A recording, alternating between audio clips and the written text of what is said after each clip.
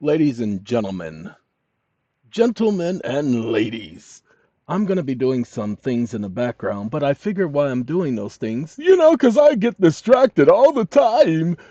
You guys can pay attention and listen. I have some documents that I have to load onto my computer, and not documents, programs. But while I'm loading these programs, we're going to do some chit chatting and some talk tacking. Okay? Sorry. Oh, Dr. Stone. Y'all need to watch Dr. Stone. Those of y'all who into anime, y'all don't know what y'all don't know until you know what you know. You know? You know? Anyway, life goes on. All right, got a lot of things going on, got a lot of things to talk about, so let's get started. Ladies and gentlemen, oh, this is the computer with the GPU. I needed a computer with a GPU. That was absolutely, positively, doodly necessary. Okay? Just absolutely, positively, doodly necessary. Get on out of here. We ain't got no time for you. When I want to install something on my computer, I do what I do. Sorry, there are 4 antiviruses on this computer. Um, no, I don't want to uninstall. Sorry, there is another version on here. It went and searched the computer. So I have to do it a different way. And I will finish that on my own time. Y'all just worry about what y'all doing. Let me do what I do in my background. All right. Anyway, anywho, ladies and gentlemen, I've done a couple of videos lately, including the videos on the OID. We're going to go and talk about the OID because there's a couple of things y'all don't know about the OID. I'm going to talk about the OID first, and then I'm going to get into fixing my stuff and going on about my business and telling y'all to mind your own business. You know what I mean? Yeah, because if you don't know what I mean, you need to get to understand what I mean. Now, I am. Give me a second. Where's the OID? I don't see the OID here. And I know I just created the ultimate OID. Give me a second, y'all. Did they block my OID? No, I don't want no temporary chat. I want the sorry, give me a second to get in there. No, I don't want that. Where is we can go here first. Okay, get on out of there. I gotta widen this out to get in there because this is no eye. This is not the regular, browser. This is a different browser. This is what I need right here. And we're going to go, my GPTs. Okay, the ultimate OID process. Uh-oh, they said it was only for me. I didn't do it only for me, y'all. Uh-uh. Oh, look at that. It never processed. Woo-wee. Do you believe this? I did this yesterday. GPT stole. And we gonna save this. We don't want it only for me, y'all. We want it for everybody because everybody's got to be able to understand what they're doing. Anyway, ladies and gentlemen, the ultimate 1099 OID process. Okay? The ultimate 1099 OID process. No, don't worry about it. Don't you dare worry. Don't you fret. Watch the question I ask. Wake up. I have a question regarding OID.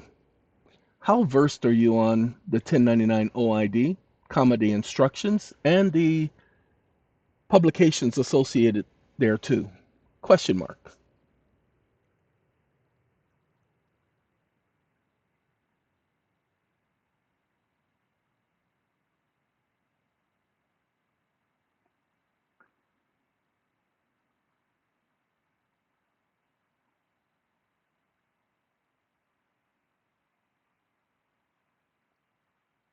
Yes, I have a specific question, comma, and this is the question of ultimate property ownership in the United States. Period.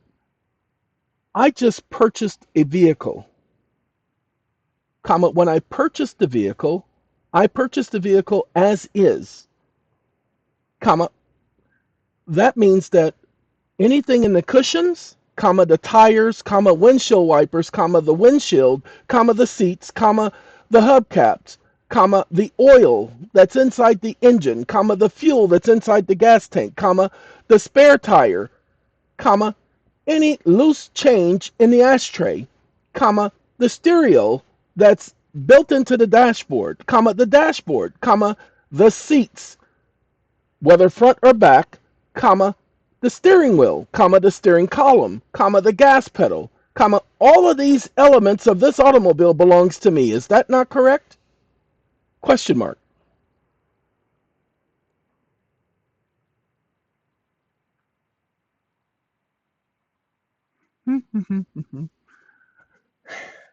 I also need you to understand, comma, ultimate ownership of the automobile does not depend on the UCC, ultimate ownership of the automobile depends on the Constitution. Exclamation mark.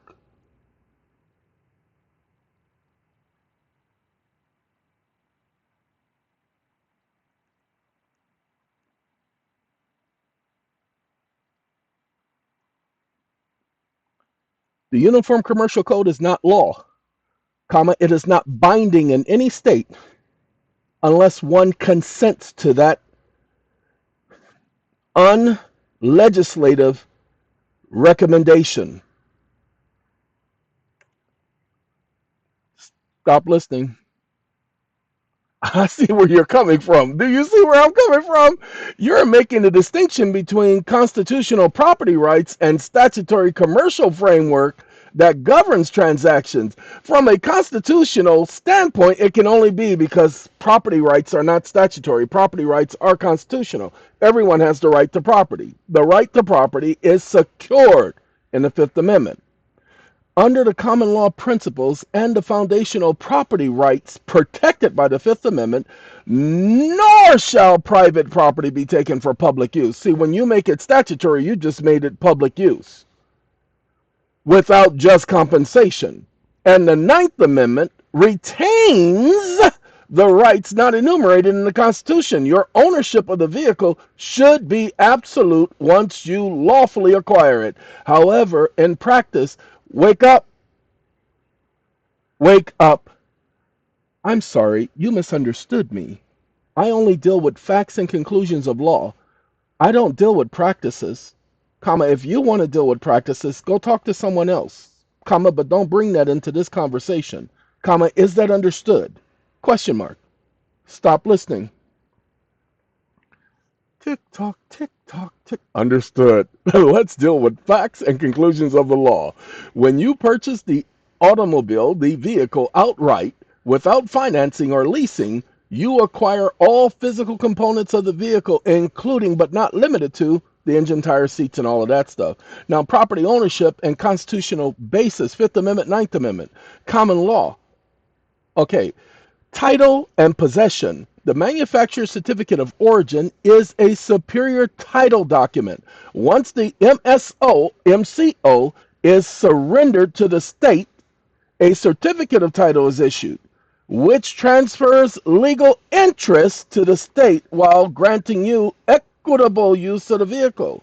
If the state issues a certificate of title, they establish legal relationship of regulating over the vehicle.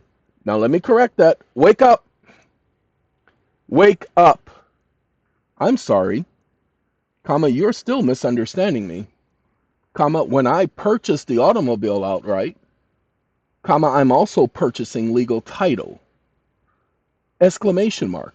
The state doesn't get to own my property, the state is prohibited from owning my property, as the Fifth Amendment prohibits the state for taking my property without compensating me. Exclamation mark. Stop listening.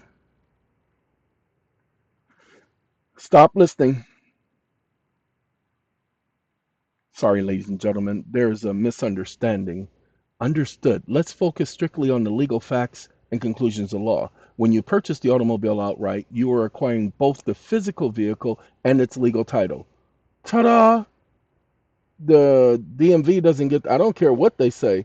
That's why, pay attention, we have a Fourth Amendment program. The people who are part of the Fourth Amendment program to this day still don't get what they got. So we're going to tell you what our Fourth Amendment program people got. And I want you to understand what they don't understand, that we couldn't come straight out and tell them, but we did tell them by giving them the documents. Ladies and gentlemen, there is this thing known as a loss note. Now watch this. I'm going to let it say all. You guys can get a copy of this. Wake up. Wake up. So let me see if I understand this correctly. If the DMV is holding on to the MCO, which it has no right to do so, because no one gave it permission, and if it's holding on to the MCO, it's not holding on to the MCO on behalf of the state, it's holding on to the MCO on my behalf.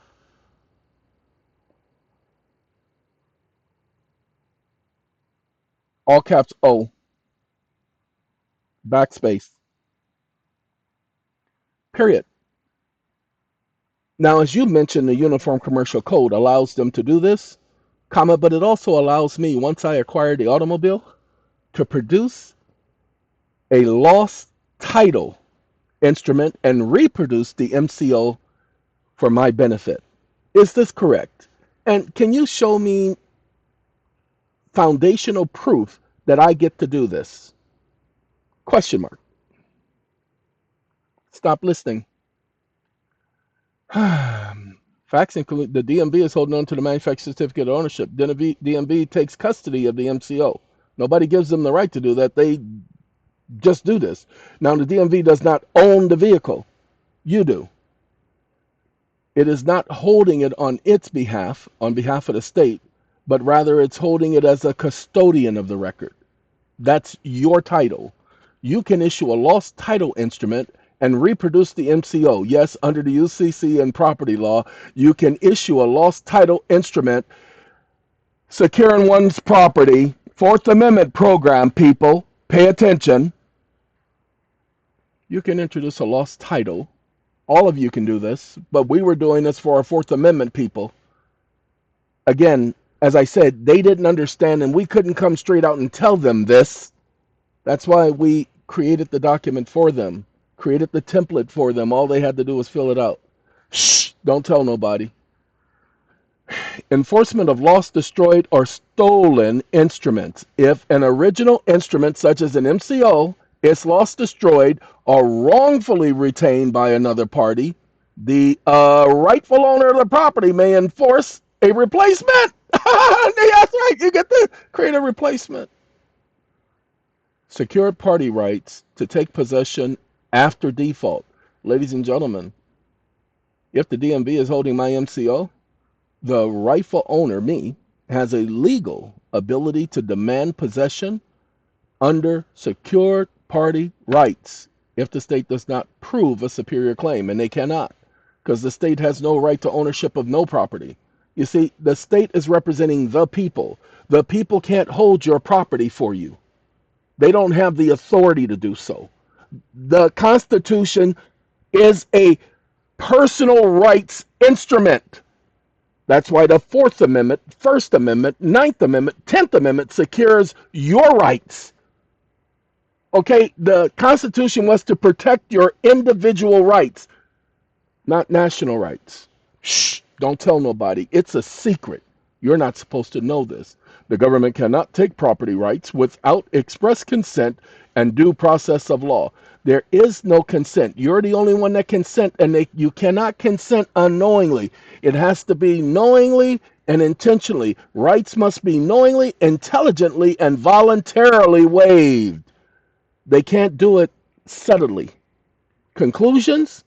I can demand, or I can reproduce the MCO. Ta-da! Now, hold on now. We're talking about OID. We haven't talked about OID yet. No, in order for you to understand OID, and many of you don't understand OID, when you purchase a home, you purchase the home outright. Wake up. What you don't understand is even if I did borrow money to purchase the automobile, it's still my property. comma, I am still the owner, comma, the bank doesn't own it. The lender doesn't own it, comma, I own the property. They only have an interest in the property, but not an ownership right in the property, comma, stop listening. Some of you know these things. Some of you are just learning this stuff for the very first time. And some of you are like, wait a minute, hold on. Oh, wait, oh, snap. The bank doesn't own your property, you do. When they're foreclosing your property, they're claiming they have a right to foreclosing your property, and you're not properly challenging them. Student loan, car loan. You own the promissory note. They don't own the promissory note. They're just holding on to the promissory note, which is why by law they have to return your property to you. They're just a custodian of the promissory note, but then you give them permission to pledge it as collateral. You sign those papers giving them permission, but you, because you are lacking knowledge, because you are ignorant, you can't get away from that because you did it. And then you want to complain when they want to try to take it away from you because you gave them permission to come take your property from you. How dare you sit up there and complain? But we gonna rectify some of this, okay? Borrowing money does not transfer ownership. Ta-da! That's the principle. That's why I gave it to it the way I did. Conclusion of law. Ownership remains with the purchaser. Legal title and security interests under UCC 9. A lender holds only a security interest, not ownership. Ta-da! A UCC financing one statement only documents a security interest. It doesn't document ownership, which is why we told those of you who have arbitration contracts and arbitration awards and all of our SAT packs from 2021 until the present has an arbitration agreement inside of it.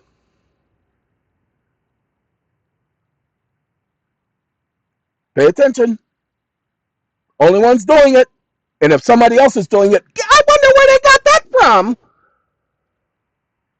Okay? So, because they have an arbitration agreement, the arbitration agreement with another party, as long as you sent it out to them and gave them those days to respond, it's in the agreement. And if they fail to respond within that time period, they are considered bound by the agreement as a matter of law. The agreement and the arbitration award. You must get an award. The agreement and the arbitration award with the arbitration association named in the agreement constitute a promissory note. Did the video on that yesterday.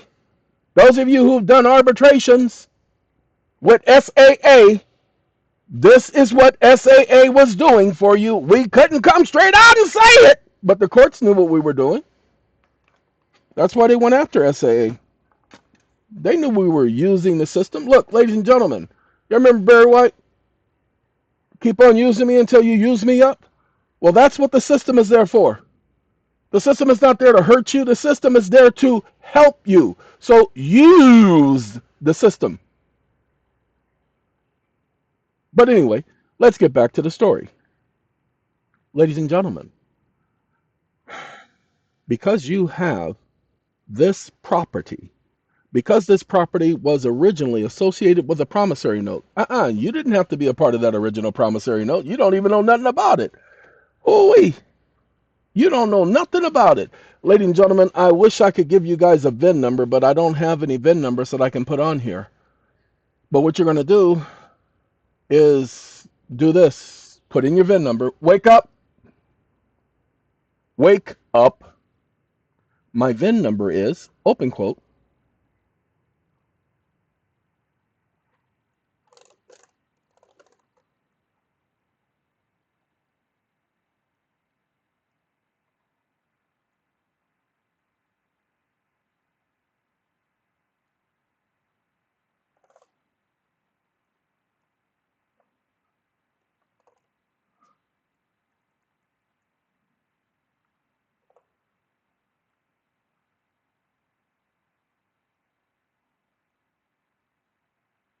close quote, comma, the year of my vehicle is 2001, comma, the make is an EeoN,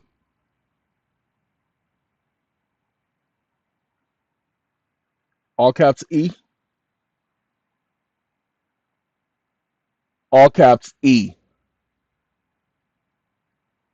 comma, the date of purchase is January 7th, 2021, and the original purchase price is $65,000, financed through the Bank of Kimberlake,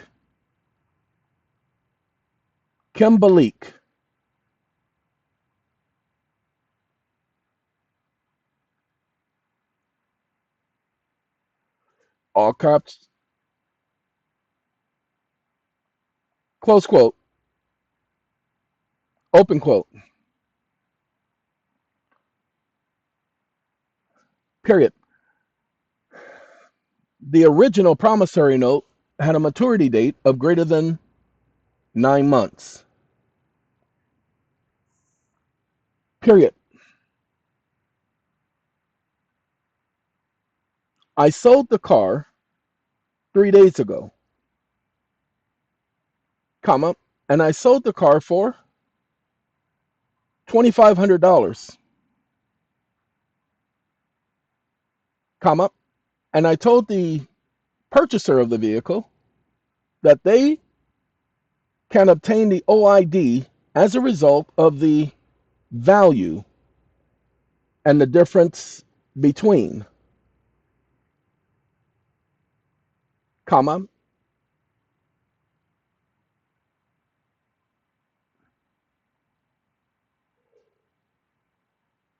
with an interest rate of 14%.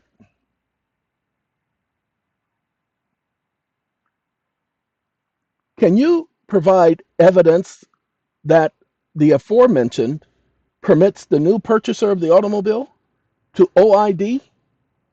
And can you explain why they have this right? Question mark. Stop listening. Ladies and gentlemen, the same thing works with a home. You purchased a home for $465,000, and now here it is 20 years later. They foreclosed on you and sold the home for, pay attention,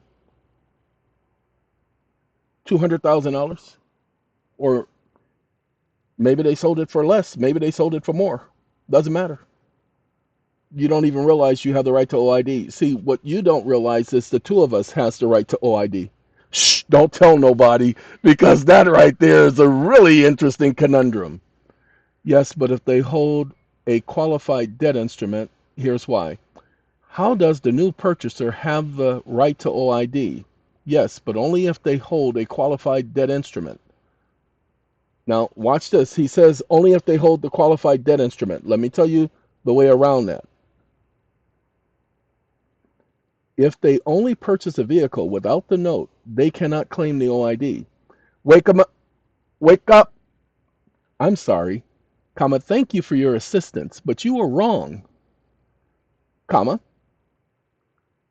We've already established if they purchase the automobile, comma, they purchase all rights and titles to that automobile under the common law of the United States, because every person has the right to be secure in their person, comma, papers, which includes notes, comma, drafts, comma, bills of exchanges, comma, trade acceptances and bankers acceptances, whether they're used as collateral or not. And the right to be secure in that property is further protected by the 5th, 9th, and 10th Amendments to the Constitution. And no statutory law or Uniform Commercial Code can override these constitutional protections. Exclamation mark. Stop listening. Understood. You're asserting that the purchasing acquiring the rights to the title of the automobile, including this, because the purchaser acquires the automobile, they acquire all rights to the automobile. Sorry. The law says that Would you like for me to draft a legal notice? No, I just want you to wake up. No, I just want you to do the OID calculations for the above transaction for the new purchaser. Stop listening. Ladies and gentlemen, if you don't do your research, if you just go off of this and start running and thinking that you just discovered something new, the IRS will eat you alive. You need to know what you're doing. You need to know what you're talking about. You need to understand the entire OID process. I just gave you a scenario. Would you like for this to be broken down into an OID reporting? We don't need that now. Y'all can continue the conversation. Okay? Y'all can continue the conversation, but understand. Hold on, wait a minute. But the original purchase, I don't know what the interest was. Ladies and gentlemen, do yourself a favor. Always shoot for the stars. Find out from, okay, watch this. Wake up. Does it matter if the interest rate was a variable interest rate or a fixed interest rate? Question mark. And what was the standard interest rate for an individual with a credit score of 700 in 2021? And with that interest rate, recalculate the OID.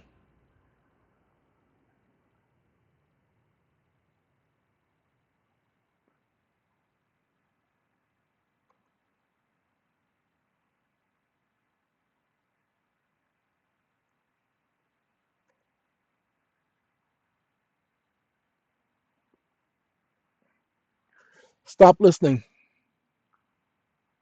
You just have to do the math, people. Now, look, I can't do this for you. I'm not going to do this for you. Okay? It's going to explain. The original issue discount pertains to a debt instrument issued at a price below their redemption value, primarily affecting the lender's tax reporting.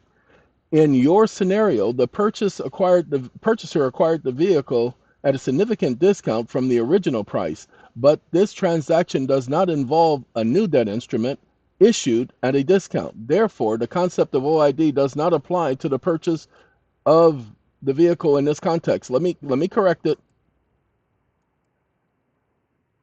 Got to correct it. Wake up.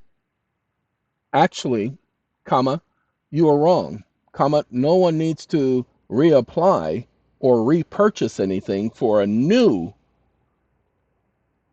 note, comma, the note is not canceled, comma, upon the transfer of ownership, the note still exists, comma, it's written in the contract that it may be transferred at any time because the borrower gave those rights up under the terms of the contract, period. So the new purchaser has the right to OID, comma, this is done every single day by financial institutions, comma, so please don't lie to me again by saying something as stupid as this.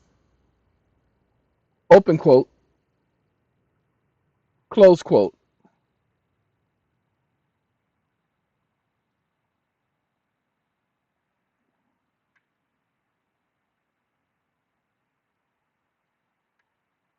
Stop listening.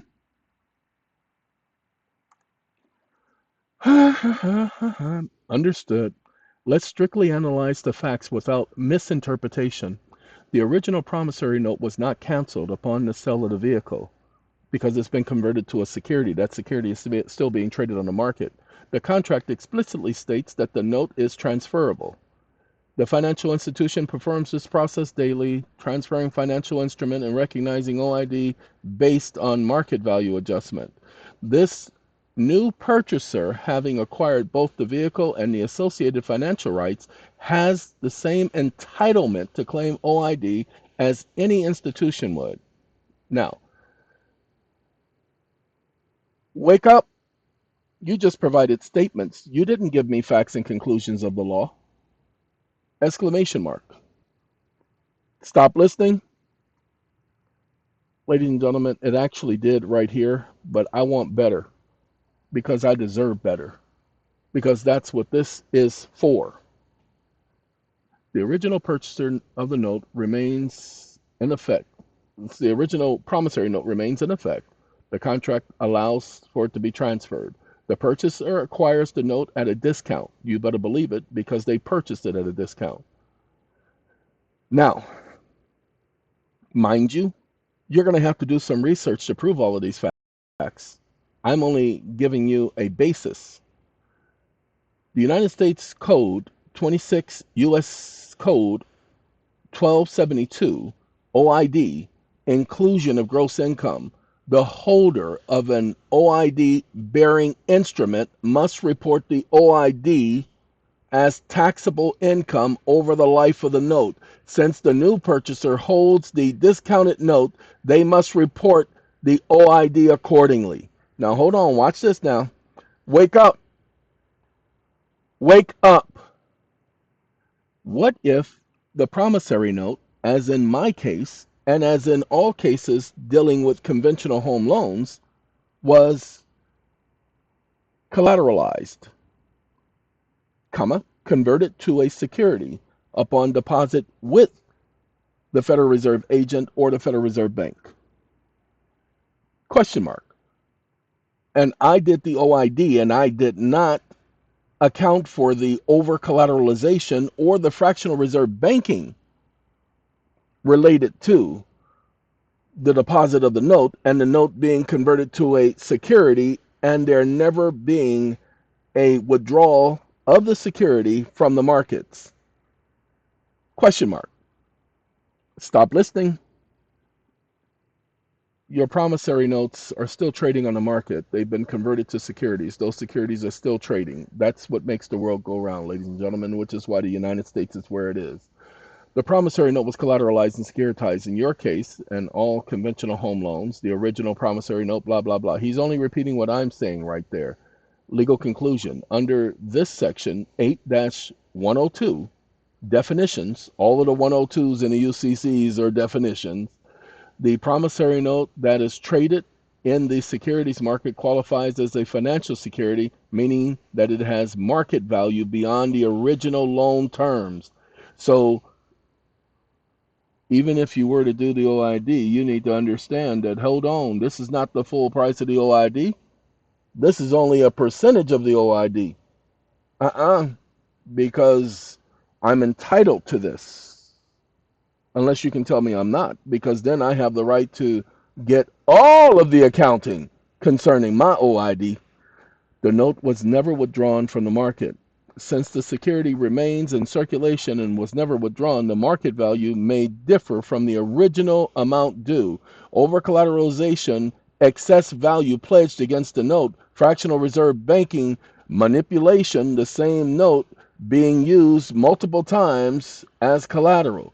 Your OID calculation did not account for the additional blah, blah, blah, blah, blah. Under the IRC, publicly traded debt, if the note has been converted into a marketable security, the OID must be calculated based on the fair market value and not the face value of the original note. Ain't that something? Your OID calculations may be understated due to over collateralization. If the original OID calculations only considered the face value of the note and not the market effects of the securitization, you may have undervalued your OID claim. And if you've undervalued it, who can claim or state that you're trying to scam someone, scheme someone, or get over on someone? Gonna have to do your math, people. Since the note was used in a fractional reserve system, multiple securities may have been issued against it. Under this code, definition of debt instrument for OID purposes, if the note has been pledged in multiple secured transactions, the OID claim must account for the actual market discount and not simply the face value discount. This means that the new purchaser, if or you, in filing the OID claim, may be entitled to a significantly larger blah, blah, blah, blah, blah, blah, blah, blah, blah, blah, blah. Don't worry about the over collateralization. Don't worry about the over collateralization. Stay safe. Stay within the margins. Stay within the margins. You have to do your own research. I'm just giving you the foundational basis. I know. I know. Nobody's ever talked about this stuff like this before. I understand, people. I ain't your average bear. Okay? Nobody taught me that. I just do logic. I just do logic. And now I gotta just do me and get out of here. Bye bye.